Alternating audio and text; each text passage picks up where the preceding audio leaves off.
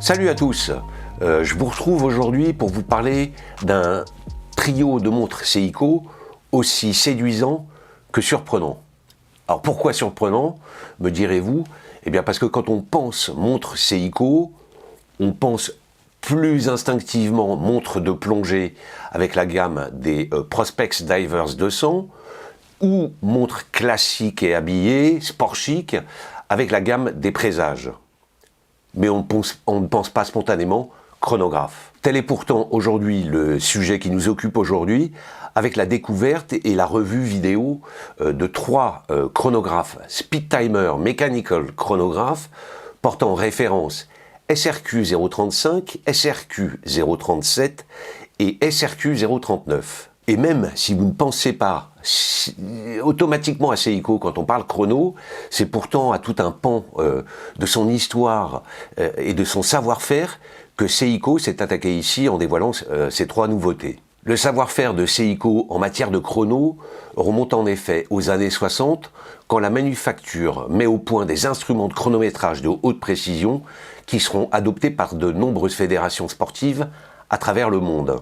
C'est en particulier une invention, pardonnez mon anglais, baptisée Heart Shaped Cam, qui permet d'atteindre à l'époque une précision inégalée sur le segment des instruments de chronométrage manuel qui va permettre à Seiko de s'imposer en la matière. En 1969, Seiko franchit encore une nouvelle étape en lançant le chronographe, le calibre manufacture chronographe 6139. Il s'agit ni plus ni moins que du premier chronographe avec roue à colonne et embrayage vertical de chez Seiko. Pour ceux qui ne s'y connaissent pas forcément en chronographe et en mécanique horlogère, je rappelle que ces deux caractéristiques, roue à colonne et embrayage vertical, sont deux attributs des chronographes haut de gamme encore aujourd'hui en 2022. Directement inspiré de ces instruments de précision sportifs des années 60, Seiko annonçait en septembre 2021 l'arrivée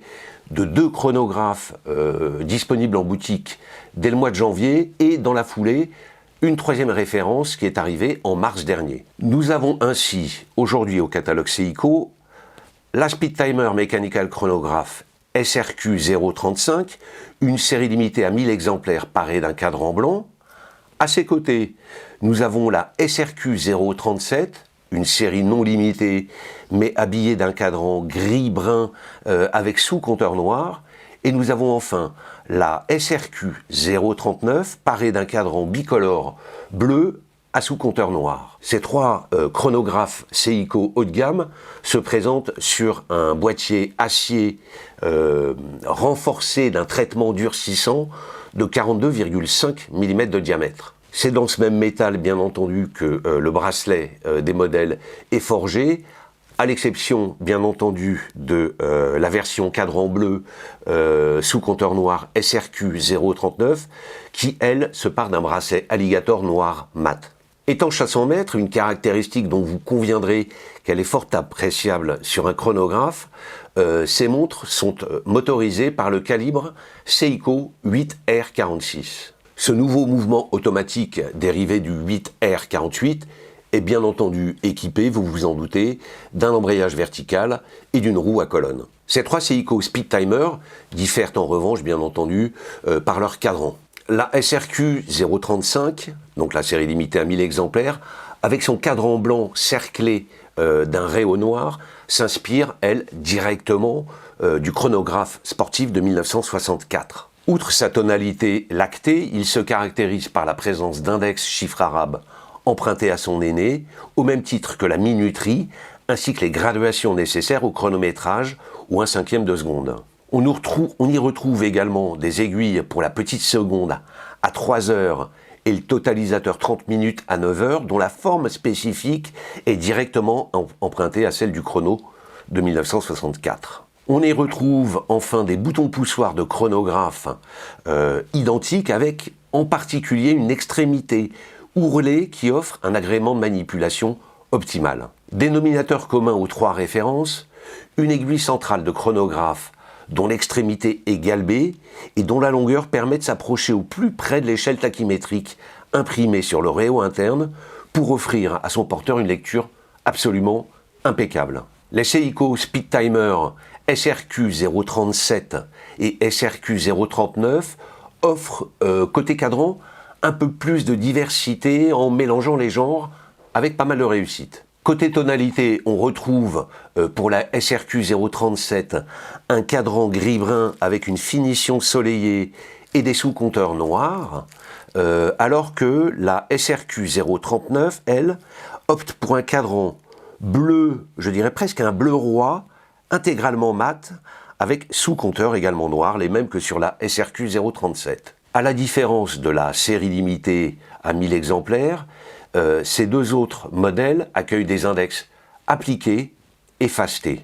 La Speedtimer SRQ 037 est animée d'aiguilles, des heures et des minutes de forme glaive, également fastées, et fait par ailleurs appel à un Lumibright teinté coquille d'œuf qui lui confère une petite dimension vintage très sympa. La SRQ 039, quant à elle, avec son cadran bicolore bleu-noir, est rythmé d'un aiguillage spécifique.